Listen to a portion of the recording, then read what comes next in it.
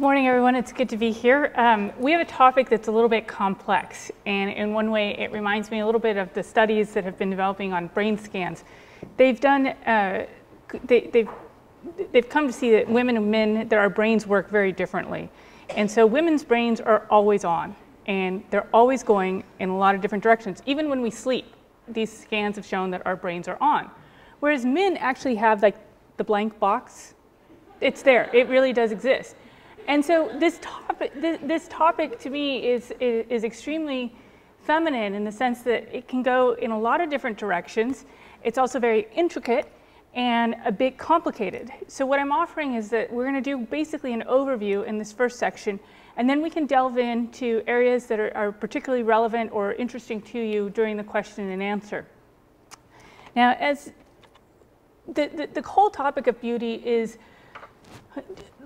for my purposes, I'm going to say it's associated with women by and large. And I know that there's a lot of academic work on this that takes it in other directions, but let's just say that for common purposes, for basic understanding, the beauty is something that we understand about women, and we associate women with it. And there's no secret that when we talk about beautiful things, many times we use feminine adjectives.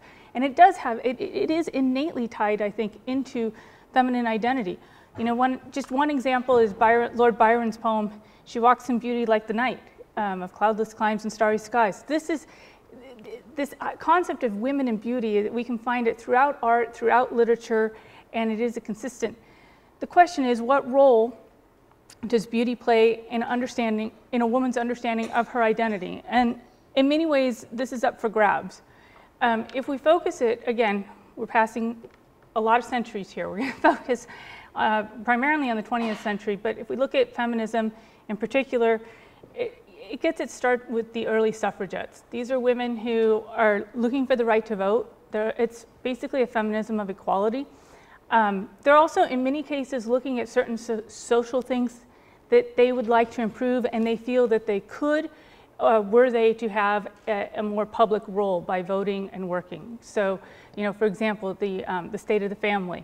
One of the issues that was closely tied to the suffragettes was prohibition, and that was because a lot of women were seeing firsthand the detriment of alcohol within the family, and they wanted the right to vote because they wanted to get behind prohibition. And all of this was ultimately aimed at this idea of how do we protect the family, and how they wanted to be able to do something for the family. We also have two world wars that change things dramatically. We have men that leave their homelands to go and fight wars in numbers that we've never seen. We've never had so many men leave their countries at one time. And so it left a void, and that void was particularly in our professional areas and in our production. And that void had to be filled by women. That was part of the way that women fulfilled their war duty, was stepping up to the plate. And so you had very practical things happening that were challenging the roles of women. Now, we could go back further to the Industrial Revolution, but if somebody wants to do that, we can do that during the Q&A. But the point is that the primary things guiding the early forms of feminism is basically what I would call a feminism of equality. And again, it is focused on this idea of the right to vote and getting more involved for the good of society, seeing that women have a constructive impact in society. Now, our modern feminism, and again, I'm doing a lot of shortcutting here for the purpose of today's presentation, but for modern feminism, I think really, you know, setting aside the academic theory and gender theory and feminist theory, I think Betty Friedan's book and her book, The Feminine Mystique, really does a good job of encapsulating what feminism is for the mainstream and for pop culture and how it influences it.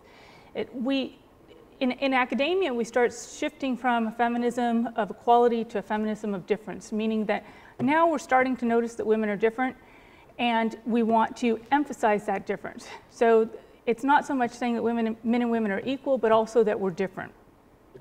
And the concept of rights is changing, and I'm sure there are legal scholars here who could say much more on this than I. But one of the ways that I phrase it is our concept of rights is changing from from what I should do, what I can do, to because I can. Now, Friedan's Feminine Mystique, this comes out in 1963. She identifies it as the problem that has no name. She says that there has to be something more to life than husband, child, and home. And a lot of this is done through research that she conducted or research that she reviewed. One of the things that's in question is the feminine role. And part of the thing that's fascinating is that what's actually happening at the time that Friedan publishes her book, well, at the time that she's doing her writing and research, is that this society is actually moving a little more conservative, including the role of women. And we went through a period in the 1920s and in the 1930s in which women had more active roles in society. And now the feminine role is being limited, and I don't want to push buttons here, but let me just say that we're going to be exploring these topics. But the feminine role here is being limited really to that of wife and mother. And marriage, as Friedan sees it, it's held up as the ultimate fulfillment, but it's also, as she sees it, a motivation for consumerism. And she delves in a bit to the research that a lot of marketing companies had done, and what they were, I mean, this is a free market economy by and large, and people are out to make a buck, right? And companies were realizing that there was an image of women that they could portray in order to sell more products, and that was this image of the perfect wife and mother, and it was tied up with it was tied up with the images of clothing. It was also tied up though with, household appliances, food, everything. And even at this time, women are making the majority of the decisions about household economics and how money is spent and where it's spent. And businesses knew that, advertisers knew that, so they knew who to target, and that there was something definite that they were addressing and trying to propose for women. But I think what Friedan's Feminine Mystique really is doing is and I'm not sure that she ever answers the question, and I think we're still answering the question. I think it's an ongoing work, and that is, who am I? Again, she's sensing a dis-ease, a discomfort with the situation of women. Now, let's be honest, she's looking at women that are in a privileged socioeconomic status. The other thing is that I think we're at quite, compared to other parts of the world, we're at a point of luxury when we can even begin to ask ourselves these questions, because women in other parts of the world don't even have the luxury of sitting back and saying, I'm really not happy with life as it is, meaning life, things are going pretty well. I have all my basic needs met, I'm educated, and I actually have some free time. So these things are important to take into account. What I want to shift to is, in addressing this whole question of who am I think Friedan wants to get away from women being identified solely as mothers or wives and into I think what she would consider a more dynamic identity. And what I want to propose is that, particularly through this talk and then for our question and answer period, is that I think the real shift that we need to make in feminism is really more of a metaphysical shift. So you can draw on your philosophy backgrounds here. And I think we've been focused on what women do rather than who they are. And when all of the feminisms, if you start with your suffragettes, wherever you look at, they're talking about what women do. And it's woman as a mother, woman as a lover, woman as a worker, woman as, rather than who woman is. And I think in many ways this has created some constraints. Now in Friedan's America, I think, again, it's important. I give this just to give you a little bit of context. And the funny thing is that, I used to work at the Family Research Council in Washington, D.C., and I think that some of the things that she's pointing out are issues that the Family Research Council could have put a press release out on. And that's the irony here. She points out that women attending college, it changes. In 1920, 40% of all women attended college.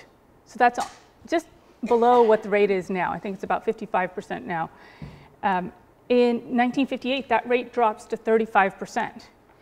And by the mid-1950s, when she's really being hit by in the depths of her research, there's a 60% dropout rate. And the reason for dropping out is because women want to get married, or they don't want to become so educated that they won't attract a good husband. And I'm sure there's plenty of room for that to explore that during the question and answer period. The other thing that she's focused on is sex and culture, or sex and media. And she almost sounds like a social conservative here. She's comparing the period 1950 to 1960. From 1950 to 1960, there are 2.5 times as many sexual references in media. Now, she surveys 200 sources for her study. There's an increase in men's magazines and women's magazines that are explicitly sexual. And what's fascinating is that the way that she identifies the women's magazines, she says, quote, frankly geared to homosexuality. So those aren't my words, that's Betty Friedan, the way that she saw the women's magazines. And these are questions that I have anytime I pick up a fashion magazine. I have to wonder, like, who are they selling to? I mean, you would think it was almost a man's magazine because of the manner in which things are being sold. At this time, women's fiction is racier than the men's magazines. It's more explicit, it's sexually explicit, it is, in my mind, a little over the top. And what's fascinating is her, circulating at this time too, you have 2 Kinsey reports, right? And she writes, what the Kinsey investigators reported and the way that they reported it, no less than the sex-glutted novels, magazines, plays, and novels, were all symptoms of the increasing depersonalization, immaturity, joylessness, and spurious senselessness of our sexual over-preoccupation. Interesting words from a woman that is considered the grandmother of the modern feminist movement. Beauty, she points out, is tied up with sex. And she makes a lot of references to Kinsey. I don't think she was his biggest fan. She writes, no month went by without a new book by a psychiatrist or sexologist offering technical advice on finding greater fulfillment through sex. Cosmopolitan, anybody, right? If you stand in line at the grocery store, this is what you see. Beauty, as she perceived it, and this is what she found problematic, was that it was to get and to keep a man. That's why you're beautiful. That's the purpose of beauty. If you can't get and keep a man, what good is it? She cites a fall 1960 New York Times ad. This is for a girl's dress, size 3 to 6. So that's young, 6X, 3 to 6X. And this is the heading. I haven't been able to find an actual replica of it, but the title, the caption is, "She too can join the man trap set." Again, this sounds very familiar. We continue to see, I think, concern over the marketing and the sexualization of young girls. In the 1950s, they were marketing padded bras for girls age 10. She was upset because they were emphasizing it was culturally acceptable to emphasize going steady at ages 12 and 13. Now we have books about the same age group having oral sex. Since 1939, this is fascinating, all the outrage about the size of the models and the 00 size, right? Since 1939, she noted women were 3 to 4 dress sizes smaller. So there was a change in the way that women were perceiving beauty and the way that they were living beauty, and she tied it to sex. There's also an emphasis on home decor, which again sounds very much like our time, perhaps pre-recent recession, and that is, elaborate kitchens, again, building up this image of the woman as a domestic goddess. For Friedan, the signs of feminine fulfillment that she saw were the suburban housewife. Healthy, beautiful, educated, someone who's focused on family and home. To my mind, this sounds like some of the issues that we see with the mommy wars and also social conservatives. The mommy wars, for 10 or 15 years now, we've been, again, this is a privilege for a particularly privileged socioeconomic status to be able to have the luxury of saying, am I going to, where staying home is actually a status of lifestyle ability. And what's amazing, I think a lot of social conservatives would agree that this idea of feminine fulfillment, there's something to it. So different people approaching it from different perspectives. The other thing that's happening at this time is that there's an increased birth rate and a lower age of marriage. These are concerning factors for Friedan. I think there are different ways to approach these concerns, but in many ways, look at our own celebrity culture where, again, increased birth rate is an understatement. And in terms of formal marriage, we certainly have just simply what I would call almost common law marriage in terms of people living together. So again, looking overall at the history of feminism, I think it's important to look at the context of it. And all of this is happening within particular social and political situations. We're focused at one point on rights and opportunities. And I think with Friedan, what she's articulating is really a focus on sex. And she's going to become more radical. The first edition of the Feminine Mystique is nothing compared to later editions. And then there's a mainstream radical mainstream radical movement that picks up with it. And it grabs on particularly to the abortion issue. And what's ironic is that by 1981, Friedan will be saying, I think the feminist movement got too aligned with lesbian rights and abortion rights.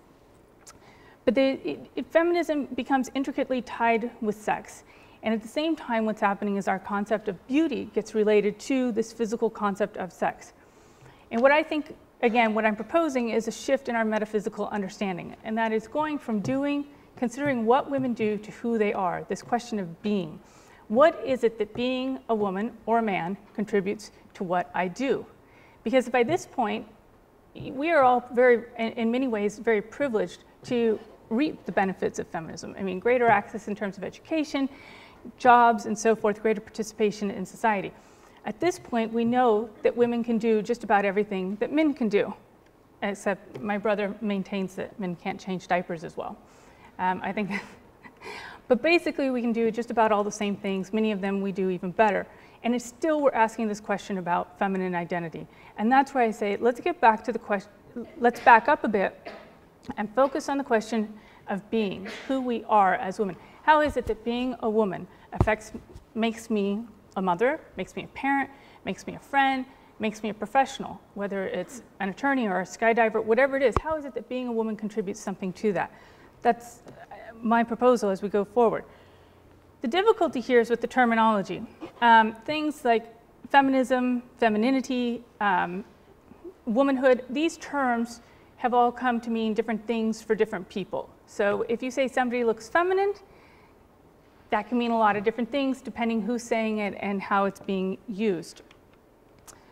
Now, the influence of these different feminisms and I think you have to be careful because, again, in a more precise context, we wouldn't just be talking about feminism, but feminisms. And there's been a huge influence on education in terms of access, and women are now outpacing men in education, work, again, access and accomplishments, but also fashion. And I always go back to the 1980s when women were more prominently in the were at a stage where they were more prominently in the workplace than they had ever been before. And the fashion at that point was like the big shoulder pads and the skinny ties. Again, really bringing on masculine components and showing that a woman, almost communicating that a woman could be just as bad as a man, or just as whatever as a man. And it's also influenced our concepts of sex and sexuality. And I bring up go back to these ideas that Friedan had, just to show you how she was seeing how sex was being affected by feminism. And it affects our media and our pop culture. I mean, all of these things combined. Post-feminism, what is that? Well, nobody seems to agree on what post-feminism is. Some people say it is that period in the early 80s when the suits with the shoulder pads and the skinny ties came about, because it's a period that women had, in essence, arrived. They had accomplished the goals that feminism had set forth.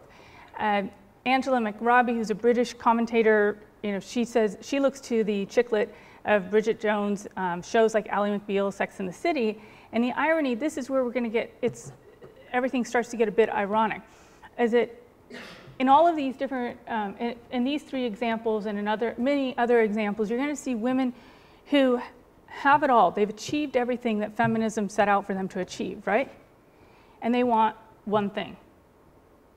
They want a man. They want the Mr. Perfect. They want the dream, this dream life, almost a fantasy.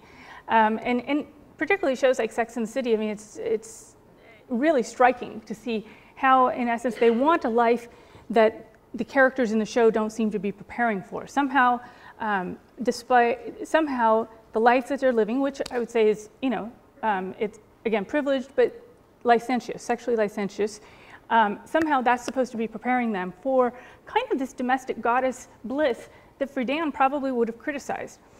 There's also a certain, in the post-feminist area, there's a certain lack of awareness, and that is manifests in a lack of history. If you talk to, a lot of studies show that more young women are pro-life now than ever before. But for a lot of, if you scratch the surface on that number, it's an interesting thing, because a lot of women, they don't see abortion as an issue because it's a given. And this is fascinating because for abortion advocates, for example, this is really hard. They can't convince young women that this is an issue. And this is a constant struggle for them, is to convince them that this is in fact an issue. Germaine Greer kind of I think I like her encapsulation of it, and that is lipstick feminism. And she said, you know, we went from burning our bras to realizing that we did have power through beauty, at least through physical beauty. And so she calls it, you know, the lipstick feminism, and where women use their physical attributes in order to gain, to have power. There's also, I think there's also a lack of knowledge of what affects and drives our perceptions of beauty.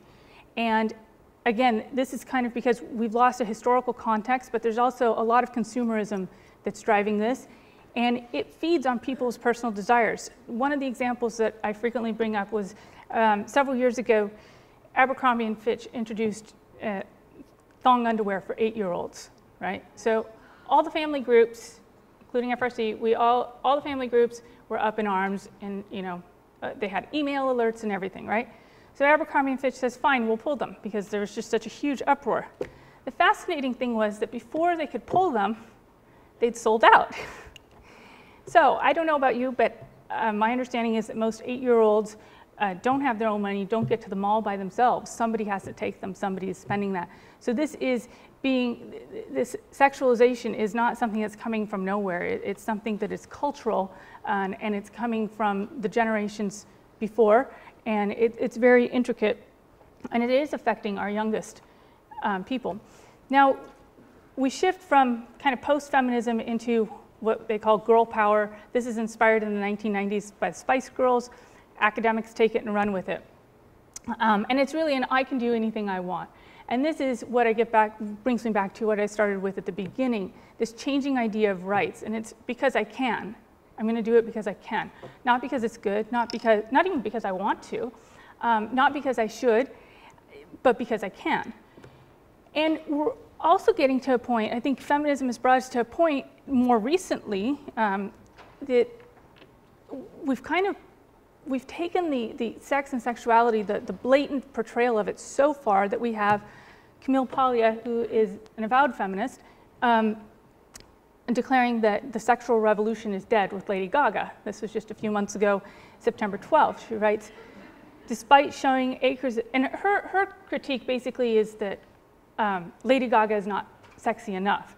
She says, despite showing acres of pallid flesh in the fetish bondage garb of urban prostitution, Gaga isn't sexy at all. She's like a gangly marionette or plasticized android. How could a figure so calculated and artificial, so clinical and strangely antiseptic, so stripped of genuine eroticism have become the icon of her generation? Can it be that Gaga represents the exhausted end of the sexual revolution? In Gaga's manic miming of persona after persona, over-conceptualized and claustrophobic, we may have reached the limit of an era. To which some may say amen. So contemporary feminism and women, I think it's really I think the situation is very difficult. Again, because it is about, the thinking is because I can. It's not because I am a woman, and a woman with a person created with dignity, a human person. It's not because of relationality. And I think relationality is very important here. I'm not talking just about how someone, what Lewis might call the need love, like between mother and child, that we're related, but how we relate to others and that ability to relate. And the drama of young women, this is just a headline from Maclean's, a Canadian paper from August, outraged moms, trashy daughters. And this is the conflict, that you have people, kind of an older segment of feminism that was fighting for rights, and it's come to a place, I think, where really it's focused on hypersexuality. And I don't think, I mean, most feminists weren't necessarily fighting for this, and the irony is that I don't think Friedan was fighting for this. In fact, I think we went kind of full circle, where it's a different type of, it's hypersexuality. It's not the same as it was for Friedan, and in many ways, her era was much more subdued. But we have come full circle, I think, to a cultural situation in which a woman's identity is wholly, almost exclusively determined or communicated through physical sexuality. And just to emphasize this, Hugh Hefner in the New York Daily News just a few months ago, August as well, he says the notion, he was being interviewed about his life and Viagra and everything, and he says, the notion that Playboy turns women into sex objects is ridiculous. Women are sex objects. If women weren't sex objects, there wouldn't be another generation. It's the attraction between the sexes that makes the world go round. That's why women wear lipstick and short skirts. So as I say, we've come a long way to Mad Men. So getting more to the race of our topic here, this question of women and beauty, I think there's a lot of power in it. And by power, I mean ability. And I think women have a choice. And we've seen this, again, this is why the historical context is so important. We've seen that women have the choice on how to represent themselves. Do they want to be the porn star? Do they want to be the elite, the elusive goddess? Do they want to be the little min? And again, our feminisms have all focused on women as, rather than woman who is woman, or that a woman is. It's woman as, always trying to fit her into a box. I think beauty is a given, but the question here again is more philosophical, and that is, how do we consider beauty? Is somebody who's beautiful, do we see beauty as an object or a subject? So basically, I mean, some simple distinctions. Beauty as an object is beauty that can be consumed and has nothing to do with the actual person itself. Pornography is a great example of this. In pornography, no one cares who that woman is. Nobody cares where she's from, what her story is. All that matters are her physical proportions and the fact that they are completely visible and that she's engaged in specific physical sexual activity. That's all that matters. Who she is doesn't matter. Any woman can do that. It's a question of body rather than person. Whereas when we consider beauty as a subject, then we're getting involved with the person. What is it? What does this person's beauty tell me about them? What does it reveal to me about them? Now, beauty, as I've emphasized, it can be exclusively sexual, and by sexual, I mean physical. We can be talking just about appearance. But I think we can also be talking about the whole person, in which beauty manifests a unity of the interior and exterior person. So why beauty? Why is it? Why are we even talking about this? Well, first of all, because it's a big thing for us, not just for women, but for men and women and for society as a whole. We are all attracted to beauty. We want to be the beautiful person. We want to be with the beautiful person. There's this idea of participation. It is something that draws us. There's something good there. It's also an opportunity for communication. And when we try to be beautiful, I think that is an opportunity to say, this is the best of me, and I want to share it with you. And that's not just in romantic relationships, but in all of our relationships. My mom went to an all-girls college, and she commuted, and she tells this great story. All the girls that boarded used to come down with, their hair in curlers, hadn't washed their face, and they were just a mess. And the nun that was teaching them, one morning, she said, she sent them all back to their room. She's like, people have to look at you. Go back, fix yourselves, because we have to look at you. And this story, I think, is fun just because it points out this idea of communication, that beauty is a way, the use of beauty is a way in which to communicate who we are and what we are, and for others, and not just in a romantic sense, not just in a sexual sense. What I want to point out is that I think that there is a lot of there's a lot of power here, and that is because it is fundamentally an individual's decision. The individual is asking the question, am I worth looking at? Do I want to be seen? And how do I want to be seen? And before you tell me that it's difficult to go shopping, let me tell you, I know, but also there are a lot of individual cases where people have changed. I mean, there are designers that have come out with collections that are specifically geared towards a more attractive, I think less pornified version of women. I don't want to say necessarily less sexual because I don't want it to sound like I'm completely down on sexuality. But there are also individual consumers that make these decisions. You know, and there's an example that I've used frequently of a young girl. She was 13. A few years ago, she wrote to Nordstrom. She wanted to know why they didn't have any pants that would cover her bottom. And this was when the style was to have the thong underwear showing up above. And so she wrote to Nordstrom, and Nordstrom replied by saying, what type of pants do you want? We'll get them. Ironically, I was at a talk last weekend, and somebody was asking me, you know, just about kind of civic activity, what is it that we can do? So I was talking about the whole broad range, and I brought up this story. Well, it turned out that that young woman was at that talk. And I was able to ask her about it, and it was, you know, as it had been reported in the media, I mean, she'd been shopping with her mom and her sisters and I think a friend, and, you know, she was frustrated. But she communicated about it and was able to do something. And remember how we spoke earlier, how Friedan was really concerned by the consumerism, the marketing. Well, again, businesses are in business to make what? To make money, right? So they're looking for products that they want to sell, that people, not just that they want to sell, more importantly, products that people will buy. Let me clarify that. Products that people will buy. As consumers, we have an incredible amount of power. And that ties back into, you know, just in the simple, when we're talking about fashion, it ties back into how do I want to be seen? So there are opportunities there, and I think it's, you know, I've heard women say it, and I did it when I was trying to get around dress codes. You know, there's nothing else to buy. Well, if you put a little effort into it, you can find something else. But ultimately, it is a decision, and I think it's, in the truest sense, empowerment. So the purpose, there's different aspects of beauty. There's immediately physical beauty, and we have to ask, what is the purpose of it? Is it to reveal?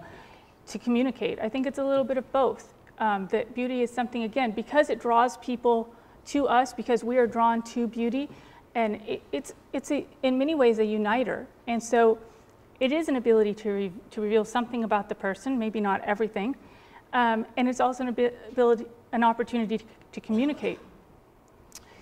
It's also my hope that it can be a sign of integrity and harmony, that it's pointing towards the whole person, that beauty is used to show this union of the body and mind, body and soul, or body and spirit. And it's a sign or a symbol. And let's face it, you know, they say don't judge a book by its cover, right? Yeah, that's what we all do. When I go to buy a bottle of wine, I frequently look at the label. And I have a feeling I'm not the only one, because a lot of money goes into designing those labels. Why? Because the wine is very frequently an unknown quantity, so the label has to communicate something about it. Another example that I frequently give is take a diamond, and if you put it in that robin egg blue box, everybody knows it's from Tiffany's, right? Everybody. Now, take that same diamond, and you stick it in one of those plastic garbage bags, or plastic shopping bags that you get from the grocery store. Does anybody even notice what it's worth? Or what it is? No. We all look for signs. We look for signs that communicate something to us.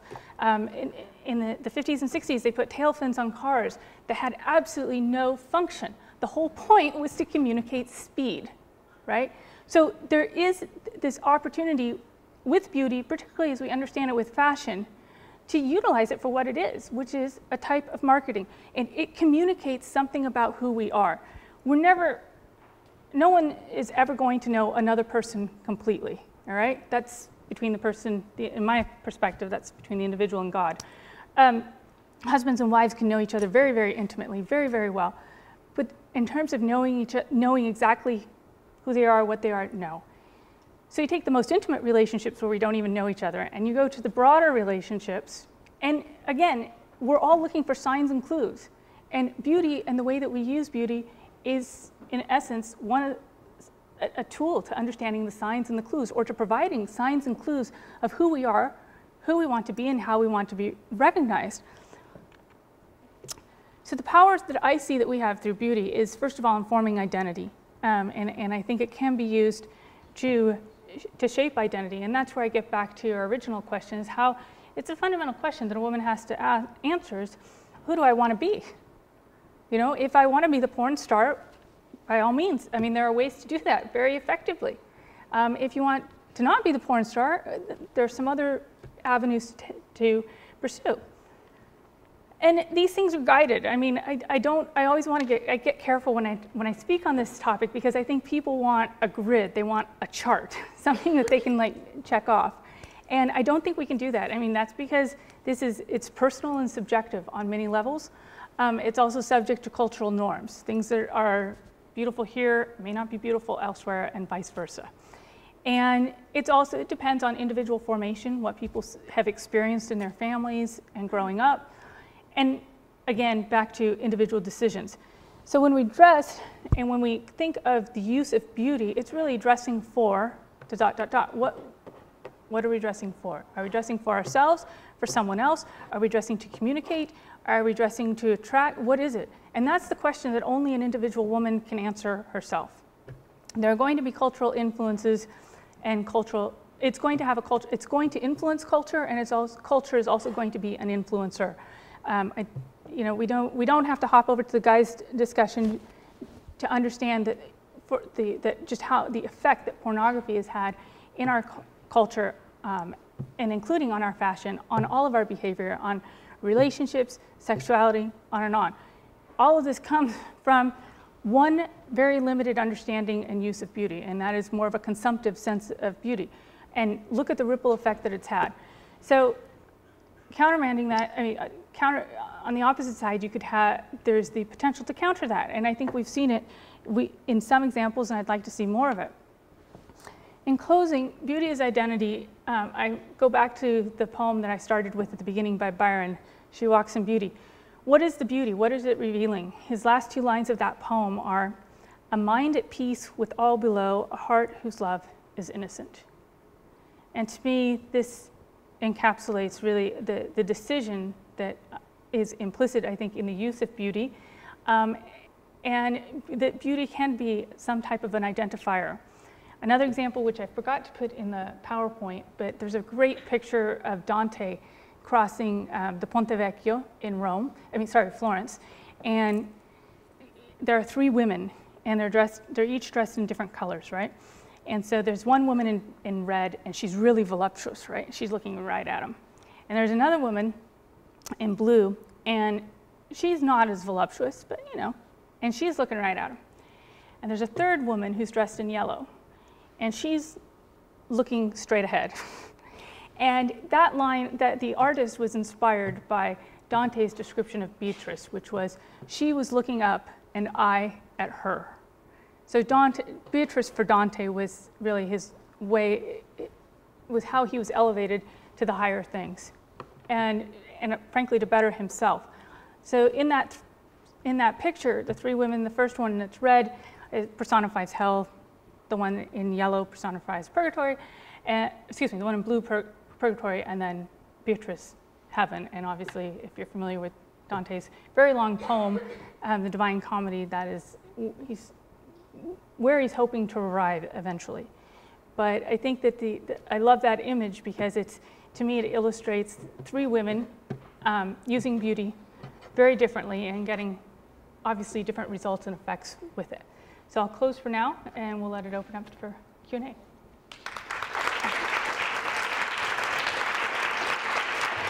think that our perceptions of beauty are very intertwined with the effects that pornography is having on men in a very broad way.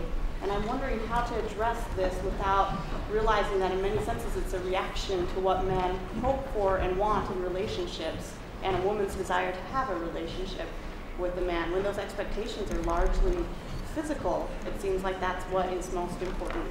So just to repeat briefly, the question is about the effect of pornography on beauty and also on women. And what you said there really caught me, and that is because the effects of pornography in the culture, it's so widespread, women feel as if they're trying to meet what it is that men expect, and that this is what men expect. I would challenge that part right there. I think that for men, the physical, obviously most men have a different physical response than women. It's usually much more pronounced, and they experience sexual attraction in a different way, all right? But simply because they might be more susceptible to the vices of pornography, I'm not convinced that that's what most men want. And I think you kind of have to look beyond that. And the problem is that I think that women have lowered themselves. And again, we're following these base desires that men have, these misguided desires at times, or perverted, however you want to look at it. We're following that rather than setting the standard. And it's women that are getting the boob jobs and having their genitalia redone, you know, and so forth. It's women that are dressing this way. And so I think that women have the fundamental mistake is that they're doing the following, and they should be doing the leading. And you don't have to do, I don't think that the leading has to be done just by, you know, a woman crossing her legs or something. I think when we teach young girls and young women, or women at large, I mean, we have to be proposing something that they can embrace and something to which they aspire. And I think that the biggest thing is teaching them how to be leaders. Because what happens is that in the cycle that you're describing, the women are following. And I think when you talk to men that are particularly men that are struggling with pornography, that's not where they want to be. It's where they're at, and unfortunately, biology has made it really easy for them to be there. But in terms of wanting to be there, that's not where they want to be at, and I think that women really have an opportunity there to set a different standard and frankly to lead. So, and does that help? You talked about the need to transform our idea of beauty from one of doing and fulfilling a certain role to one of being. And I was wondering, first of all, how that transformation can take place in culture, how we can kind of influence our surroundings to help us see beauty in that way, and then also for ourselves personally, how we can see ourselves not so much as, you know, oh, I'm a student or I'm, you know, whatever, fulfilling a role, but just as who we are and seeing our beauty in that way. Great. And just to clarify, it's actually, if I said beauty, I meant to say femininity, or feminine identity. It's a question of not so much of doing, but being. And I think, first of all, because the way that you start, I think it's most important to just start having a conversation about these things, because it's a demonstrable fact that we have arrived. We've made it.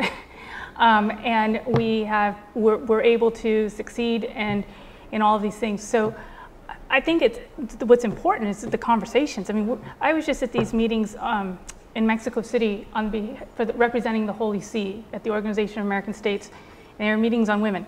And I mean, it's the same tired discussion. It was just like, you know, some women thought that it was a sign of the colonialization of the mind if you vote for a man. I mean, this is absurd. Like, I think we need to move the conversation along and stop talking about, you know, X number of women in office, women achieving specific things. Women have achieved these things. We're there. Now, I mean, I hope that we're looking at candidates and at individuals based on what their experience is, what their thoughts are, what they can actually do, rather than their combination of chromosomes. So I think the big thing is just focusing on shifting the conversation, and those are the conversations that we have. And let's face it, I mean, if you're not an influencer, you're on your way to becoming an influencer. If you haven't finished your education, you're on your way to finishing it, and you're going to be in a position to affect. And you're going to be affecting, most importantly, you're going to be affecting the people who are closest to you, whether that's family, friends, or colleagues.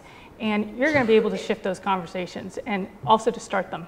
And can you just repeat the second part of your question so that? Oh, just for ourselves personally, how we can see ourselves in terms of, you know, I think that's a challenge, and I'm open to suggestions from the audience. But I think it's one of I think part of that is finding good friendships. It's when you have good friends that they're people who help you to realize what's good about you, what you've accomplished. They're people who affirm you, and building up the relationships that are closest to you and making sure that those are quality. That's, I think, that's how you're going to achieve the practical day-to-day. Other questions? My question is more so your opinion on makeup, because I've done things like I'm from California, but where I was the minority. The days that I didn't wear makeup, it was very like I wouldn't wear makeup on occasion, and I was the minority in California.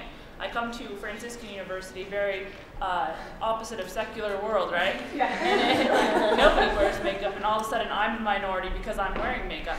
And then you go out into the world, and there's this whole thing where it's like, well, sometimes it's good to accent your eyes, and it's appropriate, and makeup's fine. It helps define the woman, just like the clothes we wear. But on the opposite spectrum, I know a lot of people that don't wear makeup, and all of a sudden, like, I want to know what your opinion is on the balance. Like, maybe people that aren't wearing makeup, this is a concept, maybe they should wear a little eyeliner versus the people that are wearing makeup, maybe they shouldn't. What's your opinion on makeup? Well, yeah, it's highly subjective. I go with Aristotle, moderation in all things. Honestly, the best guide that I found for this, I was teaching high school shortly after college, and one of my students found some type of a catechism from the 1930s, and it was I just love the way it addressed makeup. It said, if makeup is so good so long as God can look down and still recognize his creature. So, I mean, at the end of the day, it's a personal decision. I mean, I happen to think that it's a good thing. I think that again, this is purely subjective. I'm not in favor of the mask, but I don't see any reason for women to not use it. And I do think that you have to back up a bit. And again, it's that question of communication. Who do I want to communicate that I am, and with whom do I want to communicate? And I think sometimes we want to pretend that the packaging doesn't affect it doesn't affect us, or we're not affected by the packaging and so forth. And so we kind of want to dig in our heels. And it's not unlike the burn your bra feminism of the 70s, but at the end of the day, packaging affects all of us. And if your idea is communication and communication about who you are, then you want to be sure that you effectively do that. And I think particularly when you're in situations where, because of your values, you might be the odd man out, then it's all the more important that you're halfway put together. And if that means a little eyeliner, then, so be it. But at the end of the day, I think it's a personal decision. So, here's a good question that segues into your point about revealing who you want to be. I love your point about beauty as a subject, integrating physical and personality.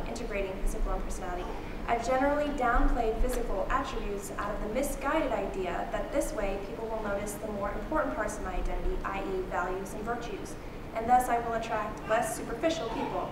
How does one reconcile this desire to be admired for her personality in a superficial culture while not disassociating herself from her physical aspects? It's a good question. Again, I'm going to go back to a story. When I went to study in Rome, fashions in the U.S. were less than feminine, and I went to Rome, and it was just like everything was fitted and shaped, and it didn't. It was interesting because at that point, it didn't in any way suggest that these women didn't have brains or didn't have personalities or didn't have virtue. So I think the important thing is that I talked about this integrity and the union of the body with the mind, and that beauty should reflect both of these things. I mean, the fact is that you're a woman, so you're going to have curves, and that's a good thing. And I think it's a question again of how these things are presented. And I think if you say, well, I just want somebody to recognize me for my mind, I mean, that's like, we put a bottle of wine, take the label off, don't tell anybody what this wine is, and then say, we really want you to appreciate it. I mean, we need the science to tell us to appreciate this. And again, we're not just a mind and we're not just a body, but we're this union. And so those two things have to go together. And I think that there's nothing wrong with your clothes revealing that you're a woman. I mean, it's a different thing if you're going to the extreme of the porn star. But there are ways in which to, you know, wear clothing or makeup and whatever that emphasizes, you know, your more female aspects and stuff that I don't think impede people from recognizing you for your virtue, your mind, your intelligence. And again, it's really all a question of moderation. It goes back to good old Aristotle. With this focus on like who we are as women, if you have like a definition of what is true womanhood, how do we define woman? I really stay away from definitions because I'm afraid that's going to box us in. And there have just been way too many, if you look at history, there have been way too many amazing women, some known, others less known, some not known at all, who all lived femininity, lived as women fully and accomplished and contributed to the world and in different ways. And there's just not one way to, I just don't think that there's a way to put a definition on it. If anyone has a definition, I'm happy to hear it. But I think that once we start defining things, we start putting people back into boxes. And I mean, I think that, you know, obviously it depends on your state in life too, you know? I mean, sometimes, you know, if you're married and you're a woman, well, I think both for men and women, I mean, if you're married and you have children, well, first of all, you have responsibilities to each other, husbands and wives. I mean, that's the first priority. And the second priority is if you got kids, I mean, both mothers and fathers need to be focused on their education and formation and their well-being. And that's going to take precedence over work or career, quite frankly, for both of them. And it should.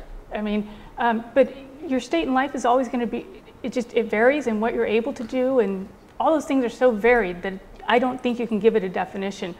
But I think that you can look for some things, some guidelines of, it's more the negative, so to speak, saying, look, if I'm doing X, Y, or Z, maybe somehow I'm negating my femininity. And I think if I'm identifying myself through X, Y, or Z, then I think it's important to step back and say, wait a minute, is all of my femininity tied up in these things or in who I am? And again, it comes back to that who am I question. It's a much broader question. It's not a question of what I do. So you have to back up to who you are. And I love stories, so I'll give you another one. And that is, I was at a conference on maternal feminism in New York a few years ago and at Columbia. And this was just an effort to get women from all different political spectrums to maybe agree on some aspects of feminism. Didn't go over very well, but anyway. One woman, there had been a lot of debate about about childcare and work-life balance and women, you know, government-funded childcare and so forth. And one woman got up and she said, everybody in this room can make a better peanut butter and jelly sandwich than I can. She said, but I'm the only one who can have a relationship with. And then she named off like all of her 7 kids or something. And to me, that story just really encapsulates it because that's how she was living as a woman, was through those relationships. And Martha Stewart probably does a better job of keeping a house or even making a peanut butter and jelly sandwich than she does, but who she is affected by these relationships, so. Hi, I would like to go back to the pornography discussion, if you don't mind, ma'am. I guess about your response about how women can be leaders in trying to encourage young men or teenagers even to avoid that whole area. And I think I'm not trying to make the argument that women can be leaders in any sense of the word, but just the fact that if we try and make that as the answer that women should be leading men in that, do you see the validity in the argument that it puts young girls and women in an unfair position that we're not expecting enough from the male population, like from men in our own lives, that we should be the ones leading them in their own explorations, I guess, of what sexuality means to them, as well, instead of women being on equal levels as men in that field, or kind of being the ones that follow the man in our relationship, which is what I believe that we were put here that men should be more of the leader as a family head instead of the woman being the leader. Yeah, I think by leadership I mean more of a moral leadership rather than a civic or economic leadership. But I think just that women can lead with their behavior, with their actions. I mean, that said, I think it's really hard for men because, I mean, the pornography thing is just so pervasive.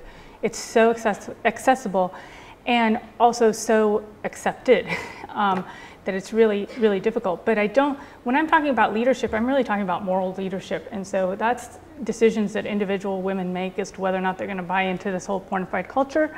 But also, you know, men and women can be friends, and it's the way what we communicate with our friends to our friends. I think that there are a lot of a lot of the social things that we do together are, you know, and you guys most of you are in college and university, and you're at that age where you're navigating dating and relationships and all that, but you're also like in great communities, and you can build communities and build social opportunities, and I think really set a better standard. I think sometimes people just don't know. I've met so many people in my work who basically knew that there was no alternative to that pornified culture. And so it's just a question of people knowing the difference. I mean, one of my friends, in fact, she came from a background where she thought that there was that's just what you did, like that was expected. It wasn't until she met her now husband who introduced a completely different notion of relationships and concept of sexuality and marriage and so forth. So I think we can't underestimate how the impact that we have in personal relationships. And I like to see men and women as kind of, they're working together we're teammates, we're working together at this. And in some cases, I think women are gonna have to be the moral leaders, and particularly in this case, because we are not as directly affected by pornography and by sexual sensuality. So I think we do have to be the leaders, and definitely it's, you know, sorry, but all those women running out to the plastic surgeons for all sorts of genital enhancement and so forth, I mean, they're caving into this. I mean, they're giving into this completely. They're accepting that pornified concept of what they should look like. I mean, all it takes is, you know, saying, actually, that's not what I'm buying into, and that's not who I want to be or how I want to be seen, and it's an individual choice. So the leadership that I'm talking about is really more of a moral leadership. And I mean, hopefully men can offer that to us as well in other areas where we need that. I have a question from the audience that might segue into, to what do you attribute the prevalence of negative self-image in women today? I mean, this is from the reading that I've done, the studying that I've done, I think it's because of this hyper emphasis on physical sexuality and sexual performance. And women are trying to constantly fit this ideal that is created by, it's a combination of Photoshop and pornography, and it's just not reality. And it doesn't even correspond to a woman's natural sex drive. I mean, particularly pornography, I just see it as, it's women in pornography, they behave like men behaving badly. They're not even behaving like men, they're behaving like men behaving badly. And when all of our image is caught up in this hypersexualized, pornified idea that is just, it's all about sexual performance. I mean, who doesn't feel inadequate? It's just, you know, and we have the picture of reality is, quite honestly, it's fantasy. I mean, porn is fantasy, and all of our, you know, our fashion and everything, it's Photoshop, and that's another angle of fantasy or dreamland. I mean, it's not real, and I think that's why so many women have those feelings that they can't add up to something that's not even reality.